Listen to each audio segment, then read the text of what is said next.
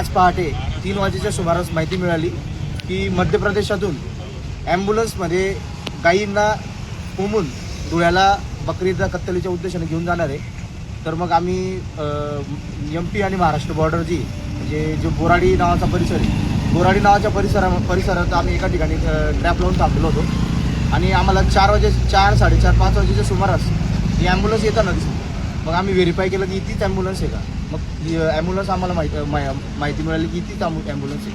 मग आम्ही जवळजवळ शिरपूरपासून गाडीचा पाठलाग केला आणि शिरपूरपासून गाडीचा पाठलाग करत त्यानंतर आमचे सरवड फाटा जो आहे सोनगीर गावापासून काही अंतरावर टोलनाक्याच्या पुढे, सोनगीर टोलनाक्याच्या पुढे त्या ठिकाणी आम्ही ट्रॅप लावला आणि सोनगीर पोलीस स्टेशनच्या मदतीने आमचे जे सोनगीर पोलीस स्टेशनचे तुषार देवरे साहेब आहे त्यांच्या मदतीने, त्यांच्या आदेशाने गाडी थांबवल्यानंतर गाडी आम्ही ज्यावेळी चेक केल्यानंतर त्यामध्ये हा दुर्दैवी प्रकार समोर आलेला आहे की त्या गाडीमध्ये गायींना अतिशय क्रूरपणे कोंबलेलं होतं आणि कत्तलीसाठी गायींची वाहतूक सुरू होती.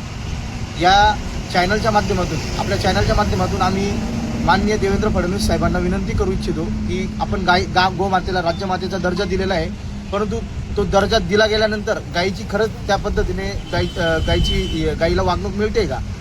गायीला 4 पाय बांधून वेगळ्या पद्धतीने गोवंशाची तस्करी केली जाते.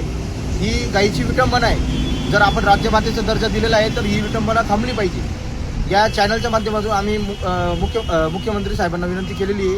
त्याचप्रमाणे आम्ही धुळ्याचे जे माननीय नवनियुक्त SP विशाल आनंद सर, तर सरांना देखील आमची विनंती आहे की धुळे जिल्हा हा गो तस्करीचा सर्वात मोठं केंद्र बनलेला आहे. गोरक्षक जीवाचं रान करून या लोकांना थांबवतात, पोलिसांच्या मदतीने थांबवतात, कधी गोरक्षक स्वतः देखील यांना थांबवण्याचा प्रयत्न करतात.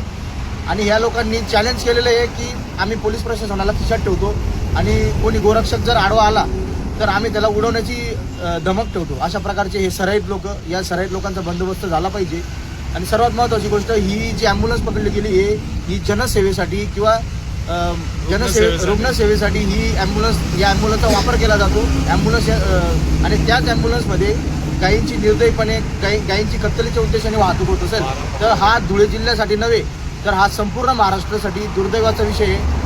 तर आपण या विषयासाठी काहीतरी उपाययोजना कराव्या, नाहीतर हा प्रकार थांबणार नाही. कारण या धंद्यात जेवढे पण लोक ते सगळे सराईत गुन्हेगार आहे, ते कुठल्याही प्रकारे थांबण्याचं नाव घेत नाही. धुळे शहरामध्ये रोज गोवंश तस्करीच्या घटना समोर येत आहे. अनेकदा सोनगीर पोलीस स्टेशनचे आमचे PI साहेब तुषार देवरे साहेबांनी कमीत कमी आतापर्यंत 20-30 रेड केल्या. त्यानंतर प्रत्येक पोलीस स्टेशनला रेड चालू आहे, गोरक्षक पथकच्या माध्यमातून रेड चालू आहे, परंतु तरीसुद्धा हे लोक थांबण्याचं नाव घेत नाही. तर या लोकांचं खूप मोठं नेक्सस आहे. तर ते थांबवण्यासाठी आपण काहीतरी वरच्या लेवलला काहीतरी उपाययोजना करा.